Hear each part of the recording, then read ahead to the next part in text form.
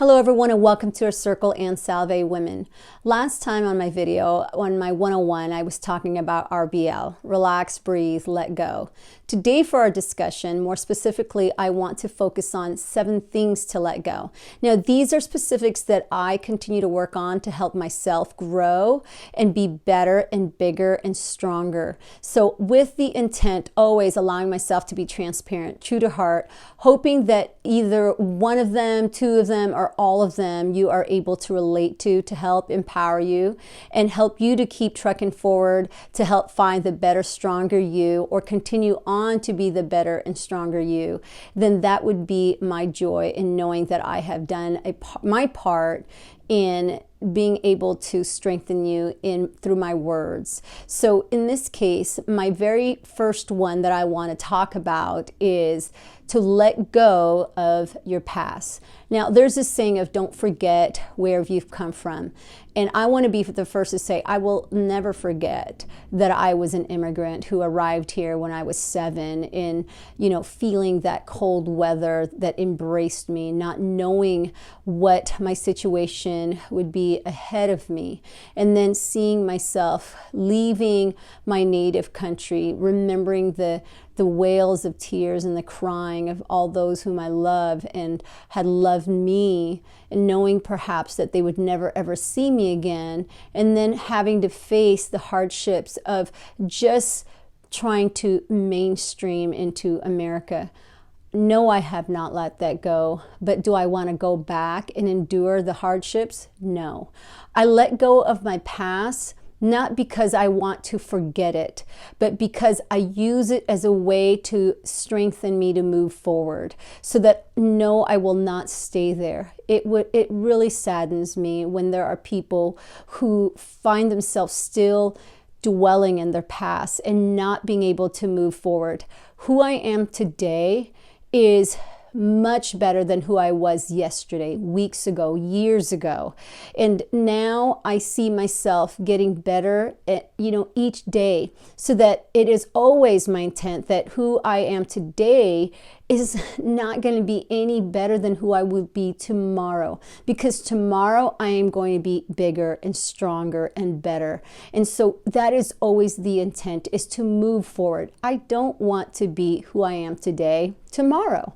And that's simply put, let go of your past, not to forget it, but really to be bigger and better and moving forward, so that you can be the example of someone who has come from a long way and yet has achieved so much. So for me to have a master's degree, for me to be an educator, for me to have an impact in my society, and to be a good example of someone who has, for many people who can look at me and go, okay, you have definitely made it. It had nothing to do with luck. Definitely by looking at my past, you know that there was hard work that was put into play. And so by me letting go of my past, to let go of my past means that's only because there's so much more ahead of me that I have to strive toward. So the next one, number 2, what I need to let go, and hopefully again, everyone, those of you who are listening have been working on this as well, is that which you have no control of. So to let go of what you cannot control. And now my story with that was, I remember a time when I decided I should go to work. Before I decided to start putting my teacher certification into effect, I was certified at 22, didn't want to waste any time or money to get there. So I did all that at the age of 22. And by the time that I had stayed at home, it was just by the blessings of God that my husband was able to, afford going to work while I could afford to be staying home with our first 3. I took my role as a stay-at-home mom very seriously. I kid you not that I mopped the floors every day. I swept every day. I cleaned the bathrooms every day. And I mean cleaned them every day. I don't know why they were, anything different from the day before. But it became such a routine for me that honestly, I didn't even know what a dust ball was. I was so judgmental, and because I was young and because I didn't know any better, I couldn't understand how people's clothes clothes would be wrinkled if they would have just taken them out of the drawer and folded them right when they came out. And I remember one of the working moms saying to me, not everyone is home when they come out of when the dryer stops. And that was a learning lesson for me. And I grew from that. And I still recall that because when I started to work, I remember the day I lost my mind. I mean, honestly, this was a day where my husband had to close our bedroom door, have me sit down and tell me I was going to go crazy if I did not let things go. And those were his words. And the only thing that blew me up is there was a dirty sock in the clean pile of clothes. And in my mind, I had thought that should never, ever happen, or that would have never happened had I been staying home, making sure that all of the socks were, and by the way, I never lost a pair of socks when I stayed at home. Didn't understand that either. But, you know, just that loss of control of realizing I was not going to mop the home every day, clean to the level of my expectations every day. I worked out 7 days a week when I was a stay-at-home mom. I made a schedule, and you could look at my planner and see everything being checked off. You know, I had things to the T because I loved and really prided over that control that I had within my domain, which was me being a homemaker, a stay-at-home mom, taking that role really and just being so certain that I did everything to the best of my abilities, and I wanted to perfect it. And when I no longer could, it bottled me up inside to feel that I was losing control. And yet I was starting to die inside. I was starting to really lose myself and perhaps just lose my spirit and my mind. And so at that point, it was really, I think the point when my husband had said, you have to let things go or you are going to go crazy. It was, again, another eye-opener moment for me to go, it's time. It's time where I have to face the fact that I must let go of which things I cannot control. That is number two. Number three is to let go of those who let you go. I know it hurts, and I know that it is that form of rejection. It's one of the things I cannot, it's difficult for me. I don't like rejection. I don't like asking someone something and then they're going to tell me no. So for the most part, I do things on my own because I don't want someone to say, oh, later on, or, you know, just kind of put things to the side and make me feel as if what I'd asked for. Words of affirmation is my love language, my primary love language. And that sense of rejection makes me feel like I am not worthy of your time to stop and help me. So to really avoid that feeling of hurt or rejection, I most of the time just do things on my own. And, you know, I have done that for all those that I love. It's just who I am. And really, again, just to avoid being perhaps hurt. And I didn't realize that subconsciously that was always a defense mechanism that I would utilize just so that I wouldn't have to feel rejected. Well, when people let you go, however, it is interesting how having gone to 6 different elementary schools and then 2 different junior high schools and then finally high school, had allowed me to not think of people in my life as permanent. And I know that sounds terrible on my part. And, you know, a family member has even said that, you know, I'm robotic with my emotions. Yes, I hurt. Yes, I feel. Yes, because I'm human. I know that, you know, deep inside, it really does ache. However, when I know I have given you my all, and if you feel that I am not worthy of your time or no longer worthy of your time and you have moved on and let me go, it is your loss, not mine. And that is how I have really performed, you know, in my life and have taught myself that skill. Again, you can call it a defense mechanism, but I've really learned to make sure that I don't allow myself to hurt for someone else's mistake. I don't see myself as a mistake in your life. I see myself as someone who contributed well and positively. And so if you are thinking that you should let me go and I am no longer worthy of your time, your space, your moment, it's okay with me because what I gave to you at the time we had spent, it was, wonderful. And I always feel like there's no one that is a mistake who comes into your life. Sometimes people are just a moment in your life where you're at the grocery store and they said something to you, or you said something to them that at that very moment needed to be said so that someone could hear it, either you or the other person, and that needed to be taken in so that there was a lesson learned. Sometimes there are people in your life for a long time, or maybe longer than you anticipated, and yet all of a sudden they move on and you wonder why. Well, if you know that you have given it your all, let it go. It is not your fault. You should not be hurting for someone else's mistake. If you know that you have done nothing wrong, or you have not done anything to a point for where you should feel like you are at fault for them to move on, to let go.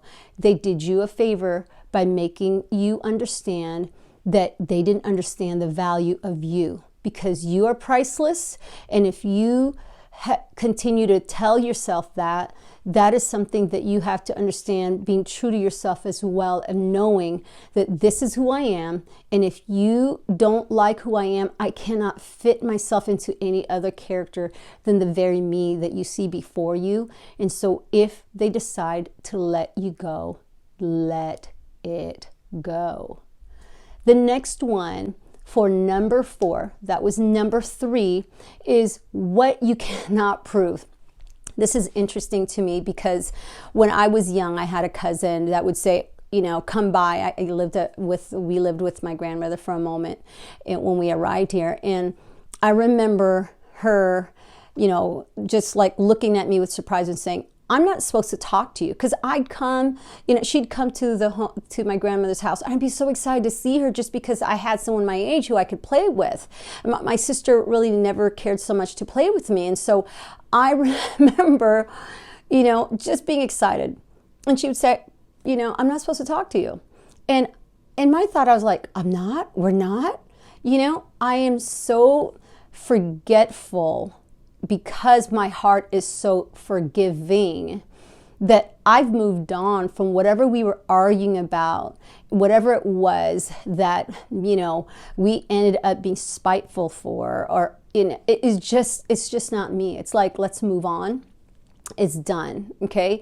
And really, honestly, if I cannot prove that you have done me wrong, that that situation should linger, there have been instances, of course, that if I have proven you to be wrong, I'm also very cut with that. It's like, okay, you know what? Now you're going to realize that when you've done me wrong, it's time for me to move on, because it's not healthy for me to continue to make it seem like you are right in the wrong you've done.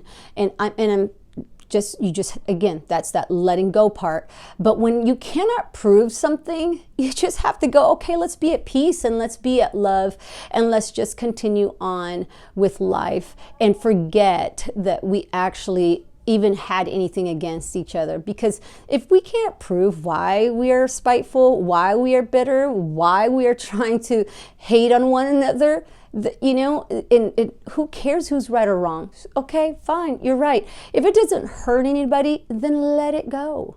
Let it go. If you cannot prove yourself to be right, even if you know you are right, if you cannot prove someone to be wrong, even know that they are wrong, then let them be wrong. If it doesn't hurt anybody, let them be who they are. Let you be who you are, and be at peace with that. Because putting so much energy in proving something that doesn't even matter is just going to use up energy that you could be putting into something else that does matter. So that, again, is what you should let go. And that is something you cannot prove. Number 5 is to let go of lost time. When you have lost time in life, you cannot take it back. It does not mean that in the near future you cannot make moves or actions or an action plan to do it better again. If you have an opportunity, let's say that you have done someone wrong or someone has done you wrong, and there can be amendments for that. That's what amendments are created for, is that you are able then to go, okay, I can actually make up that lost time, but let go of the time that has already been lost. You cannot sit here and say, well, I want to go back and do that again. No, in the near future, just do it better. Learn from that mistake. Let the ache and the pain take in, in your heart and your mind and your spirit, and absolve all of that and say to yourself, my goodness, I cannot believe that, it happened that way. But now as I move forward, I'm going to make sure if there's an opportunity for me to, make some amendments to that, then I will. And then you'll be better at it. It's just how it is. Sometimes you make mistakes and things are lost. Time is lost at that time, but you just say to yourself, okay, now I'm just going to do it better. Okay, I'm just going to do it better. And so with that said, number 6 is the what ifs. Let go of the what ifs. You cannot lose so much sleep, and I say this because I have. You cannot lose sleep of the things that could happen. It hasn't happened yet. And so I know I've had losses in my family. I've lost lives. I've lost a sister. I've lost a brother. I've lost my dear father. And those people who are dear to me till this day has really caused me anxiety in life to think, well, what if, this were to happen to my child? What if this was to happen to my husband? What if this was to happen to this home? Just what if?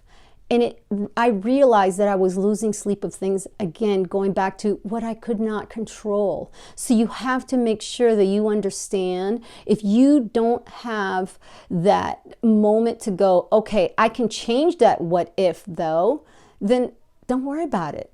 It's just going to take up energy in your system that you could, again, be using up for something else. You're losing good sleep over the what ifs that, again, you don't even know is going to happen. Now, you can work toward the positivity of making things happen in the direction you would want them, but don't start to look at it as if, what if it wasn't to happen in that way that I had hoped for or I had planned? Because if you keep pondering on that, what you're doing is you're moving backwards in life and you're never going to move forward. If you're going to fall, you might, and I remember Denzel Washington saying this, is if I'm going to fall, I'm going to fall forward. You want to make sure that you fall forward, not back, so that if there is that moment where you say to yourself, what if, then you're saying the positive things of, what if it does work out? What if I do become successful? What if everything I had planned for, that I had control over, does happen? Do not worry, and therefore let go of the what ifs that could cause you to not even try. And then lastly, number 7, I think every one of us should work on this, is to let go of the grudges.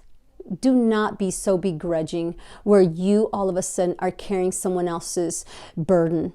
If someone hurts you, if someone has done something wrong to you, if someone has caused you to be in a wrong place, get out of it. And if you feel like you can't get out of it, don't be so begrudging to think that all of a sudden it was in their power to really put you in a situation where you cannot all of a sudden have a plan of action to eventually get out of that situation. And when you do, don't hold that person accountable and have so much spite in them and be so bitter to them that then you make it a point to be vengeful, because what you're doing is drinking the poison that they have given you to drink, or that they are compacting you with so many bricks on you that all of a sudden you are heavy and you are burdened with all of that weight that you can no longer walk up straight around with your chin up. It is so difficult for you to understand